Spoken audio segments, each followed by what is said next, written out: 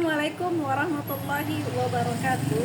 Yang terhormat Bapak Ibu dosen penguji uji kinerja PPG dalam jabatan Det 2 tahun 2025. Perkenalkan, nama saya Sri Rahmadani Sormin dengan NIM 0314257158. Saya adalah guru pendidikan agama Islam di SMK Negeri 8 Medan yang merupakan mahasiswa PPG dalam jabatan Det 2 tahun 2025. Program studi pendidikan agama Islam di LPTK Universitas Islam Negeri Sumatera Utara Medan melaksanakan praktek pembelajaran dalam rangka penilaian uji kinerja di SMK Negeri 8 Medan dengan materi santun dan damai dengan dakwah, khutbah, dan tabligh. Sekian dan terima kasih. Selamat menyaksikan video saya. Assalamualaikum warahmatullahi wabarakatuh.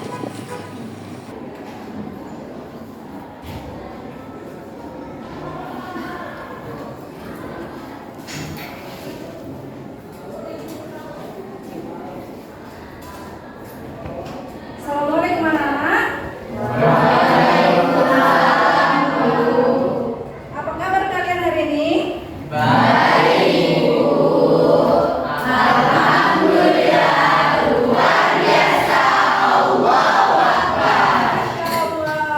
Alhamdulillah, hari ini kabar kalian sehat-sehat semua. Mudah-mudahan hari ini dan ke depannya tetap sehat. Amin. Oke, baiklah, untuk sebelum kita memulai pelajaran, alangkah lebih baiknya kita membaca doa terlebih dahulu agar pembelajaran kita dimudahkan dan dilancarkan oleh Allah Subhanahu wa Ta'ala dan kalian mendapat pemahaman yang sempurna. Oke, untuk pembacaan doa dipimpin oleh ketua kelas. Arafat, silakan. Berdiri. Sebelum belajar, alangkah baiknya kita membaca doa. Doa dimulai.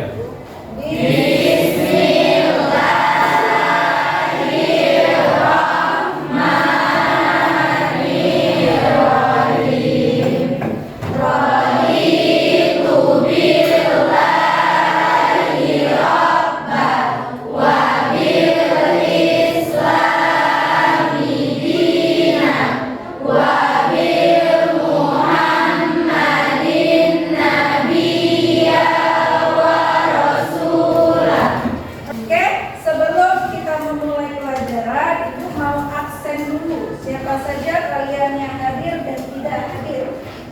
Ibu panggil satu-satu ya.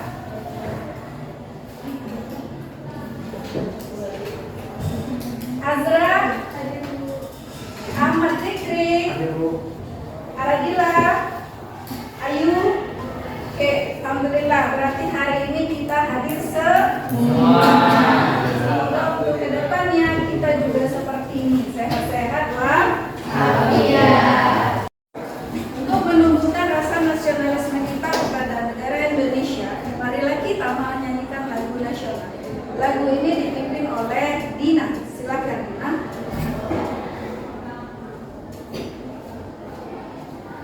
Berdiri. Menyanyikan lagu nasional Garuda Pancasila 1, 2, 3 ya. Garuda Pancasila, akulah pendukungmu. Patriot proklamasi, sedia berkorban untukmu. Baiklah anak-anak, kali ini kita bermain dahulu biar kita lebih relax dan lebih refresh.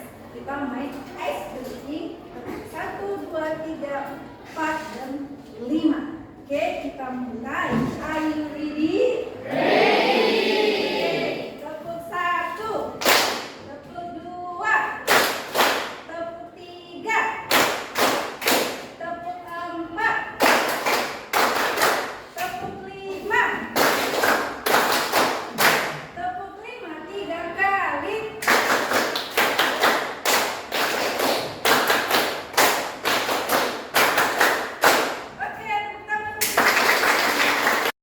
Ya, anak-anak, hari ini materi kita yang akan kita pelajari mengenai berapa, yaitu mengenai santun dan damai dengan dakwah, khutbah, dan tabligh. Nah, ini ada contoh dakwah yang akan Ibu tampilkan. Di sini nanti kalian akan melihat bagaimana dakwah yang baik. Tujuannya supaya agar kalian itu mudah berkomunikasi dengan orang lain, terutama di dunia kerja. Nah, dunia kerja yang pertama kali dilihat itu adalah public relation. Bagaimana kita berbicara dan bersikap kepada orang. Oke, kita saksikan sama-sama video pendek ya.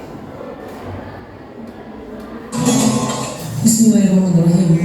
Assalamualaikum warahmatullahi wabarakatuh. Saya ingin menyampaikan beberapa nasihat dari ulama untuk kita semuanya yang merasa perlu menjalankan sholat atau yang sampai hari ini masih mengabaikan sholat, masih sering meremehkan ibadah sholat. Para ulama menjelaskan banyak sekali ayat-ayat dan hadis-hadis tentang ancaman dari Allah bagi orang yang meninggalkan sholat. Bahkan kalau kita membaca di dalam rukun Islam, sholat itu termasuk rukun yang kedua setelah syahadat. Artinya akan ditolak keislaman seseorang walaupun dia mengatakan asyhadu an la ilaha illallah wa anna muhammadar rasulullah, tetapi dia tidak melaksanakan sholat secara sengaja tanpa uzur yang diperkenankan. Bahkan di dalam Al-Quran Allah berkali-kali memberikan kalimat ancaman, diantaranya fawailul lil musallin alladzina hum an sholatihim sahun. Celaka orang yang sholat, yaitu orang yang lalai dalam sholatnya. Apa maksud lalai dari sholatnya? Dia udah sholat tetapi sholatnya asal-asalan. Orang yang sholatnya tidak khusyuk. Orang yang sholatnya kadang dia lakukan, kadang dia tinggalkan. Orang yang sholatnya buru-buru tidak memenuhi rukun. Orang yang sholatnya tidak benar wudhunya atau bersucinya. Bagaimana dengan orang yang tidak sholat? Makanya Allah Subhanahu wa Ta'ala menggolongkan di antara ciri-ciri yang paling jelas terhadap kemunafikan seseorang adalah dia malas dalam ibadah sholat. Bukan tidak sholat, malas dalam ibadah sholat. Allah berfirman di dalam surah An-Nisa, wa idza qamu ila sholat qamu kusala. Dakwah itu menyampaikan sebuah kebaikan, sebuah nasihat tentang ketakwaan kita kepada Tuhan. Bagaimana agar orang yang mendengarkan dakwah kita, orang yang mendengarkan nasihat kita lebih meningkat ketakwaannya kepada Allah Subhanahu wa Ta'ala. Nah, berikut adalah penjelasan dari surah An-Nahl yang baru saja kita bacakan. Maka, kita kalian fokuskan perhatian kalian dalam penjelasan.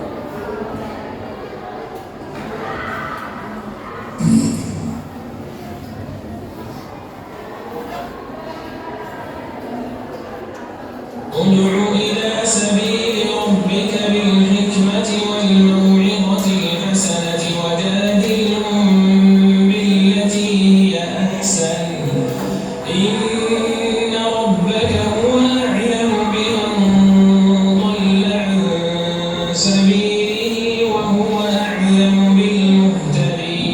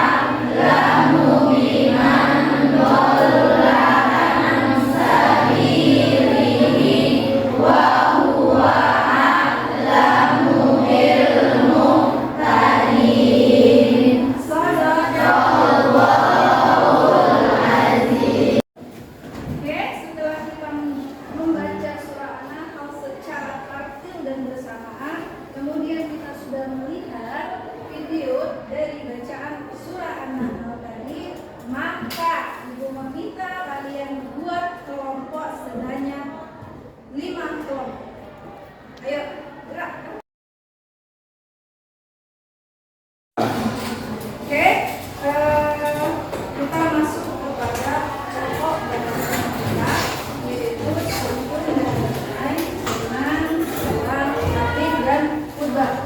Nah, kali ini Ibu akan menjelaskan sedikit tentang materi yang akan kita bahas hari ini. Coba latihannya kemarin, Nak? Iya, Nak? Oke, Nak? Oke, kita yang pertama kita akan membahas mengenai dakwah. Nah, dakwah itu sendiri merupakan sebuah seruan atau ajakan kepada kebaikan dan mencegah kepada kemungkaran. Ada beberapa nilai yang harus ditekankan dalam menyampaikan tabligh. Coba Abi.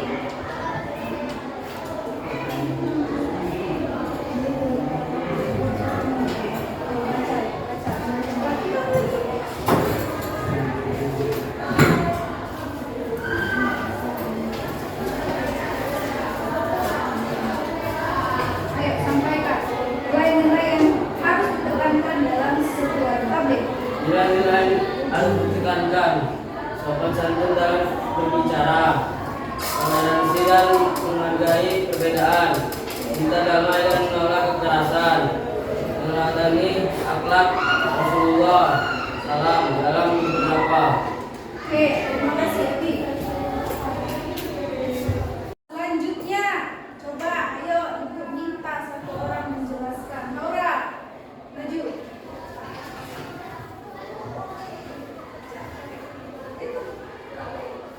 Tabligh, pengertian tabligh. Tabligh berarti menyampaikan pesan-pesan Islam kepada masyarakat.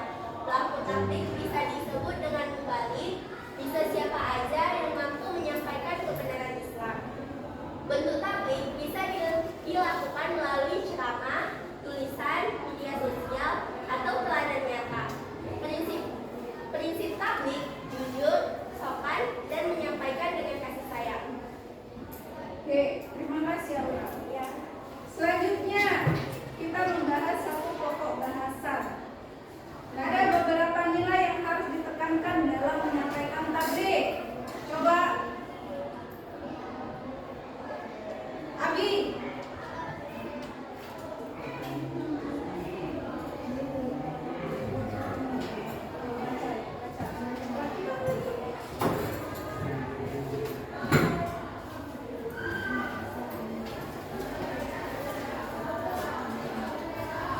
Ayo sampaikan nilai-nilai yang harus ditekankan dalam sebuah tabligh.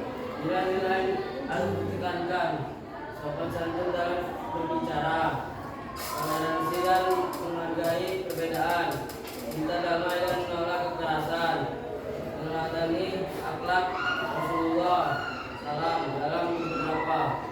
Oke, terima kasih Abi. Nah, anak-anak, sekarang kita membuat tugas kelompok. Kita membuat kelompok masing-masing. Bentuk kelompoknya oke. Kelompok 1, 2, 3, 4, 5. Nah, tugas kelompoknya membuat contoh teks khutbah dan contoh teks dakwah. Oke, sekarang bisa mulai kerja kelompoknya. Oke, anak, sudah selesai tugasnya? Oke, akan mempresentasikan hasil kelompoknya. Oke, Ibu tunjuk yang pertama kelompok 1. Kamu aja.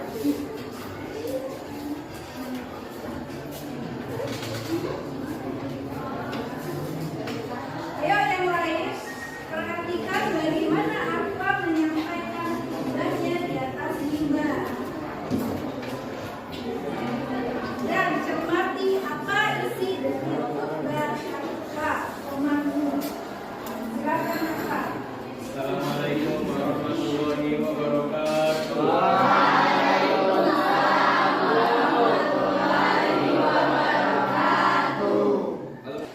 Allah berfirman dalam surah An-Nahl ayat 125. Ud'u ila sabili rabbika bil hikmati wal mau'izatil hasanati wajadilhum billati hiya ahsan.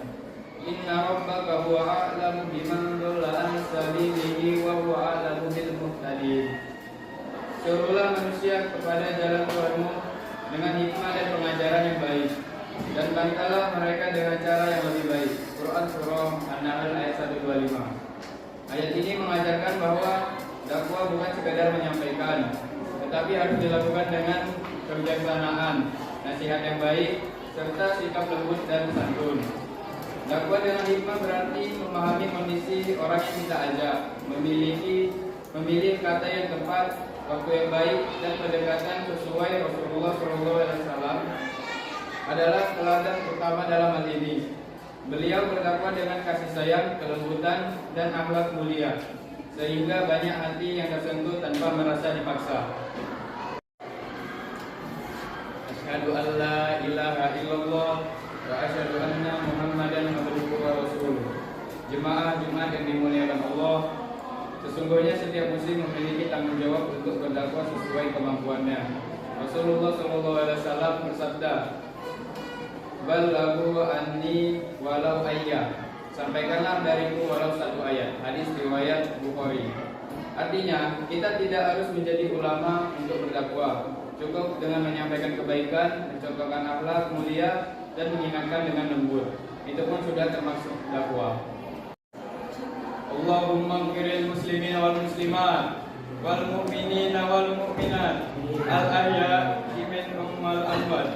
Allahumma ajilna mina alladzina yastami'una al-qawla fayattabi'una ahsana. Rabbana atina fid dunya hasanah wa fil akhirati hasanah wa qina adzabannar. Ibadallah, innallaha ya'muru bil adli wal ihsani wa itabil qurba wa yanha 'anil fahsya'i wal munkari wal baghi. Ya'idukum la'allakum tadhakkarun. Fazkurullahi akbar wa aqimus shalah.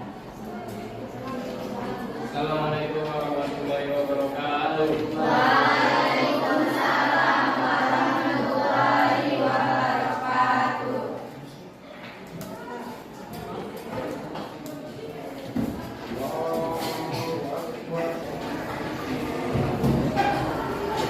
Assalamualaikum warahmatullahi wabarakatuh. Waalaikumsalam warahmatullahi wabarakatuh. Hadirin yang saya hormati, marilah kita panjatkan puji syukur kehadiran Allah Subhanahu wa taala atas segala nikmat yang diberikan sehingga kita dapat berkumpul dalam keadaan sehat walafiat. Salawat serta salam semoga tercurah kepada junjungan kita Nabi Muhammad SAW serta keluarga dan sahabatnya. Relevansi dakwah di era modern di tengah tantangan globalisasi, tugas kita sebagai umat Islam bukan hanya menjalankan ibadah secara pribadi, tetapi juga menyebarkan nilai-nilai Islam melalui pendekatan yang santun dan damai. Salah satu tempat strategis untuk berdakwah adalah lingkungan kerja kita. Sebarkan Islam dengan kelembutan, jadilah teladan. Nasihat ini sangat relevan. Alih-alih berdakwah dengan ceramah yang mungkin terasa mengurai, kita bisa menyebarkan ajaran Islam melalui tindakan nyata. Jadilah pribadi yang jujur, amanah, bertanggung jawab, dan penuh kasih sayang. Tujuan dakwah keteladanan memperkuat ukhuwah Islamiyah dan Indonesia, membangun hubungan yang harmonis di tempat kerja, membangun citra Muslim yang positif, membantu meluruskan pandangan yang keliru tentang Islam, menciptakan lingkungan kerja yang lebih baik, lingkungan yang penuh integritas dan moralitas yang tinggi. Saudara-saudara sekalian, marilah kita jadikan peringatan ini sebagai motivasi untuk terus meningkatkan kualitas diri. Mari kita terapkan pesan ini dalam kehidupan sehari-hari, khususnya di lingkungan kerja kita masing-masing.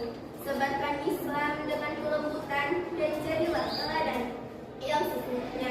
Terima kasih atas perhatiannya. Wassalamualaikum warahmatullahi wabarakatuh. Waalaikumsalam warahmatullahi wabarakatuh. Nah, tugas akhir kita yaitu membagikan